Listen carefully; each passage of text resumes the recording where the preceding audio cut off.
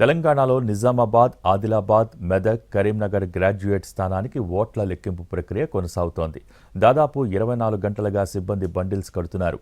అధికారుల మధ్య సమన్వయ లోపంతో కౌంటింగ్ ఆలస్యమవుతోంది. వ్యాలిడ్, ఇన్వాలిడ్ పేరుతో కౌంటింగ్ ఓట్లను వేరు చేసి బండిల్స్ కట్టడంతో ఆలస్యమవుతోంది. ఇప్పటికీ బండిల్స్ కట్టడం పూర్తి కాకపోవడంతో కౌంటింగ్ మరింత జాప్యం కానుంది.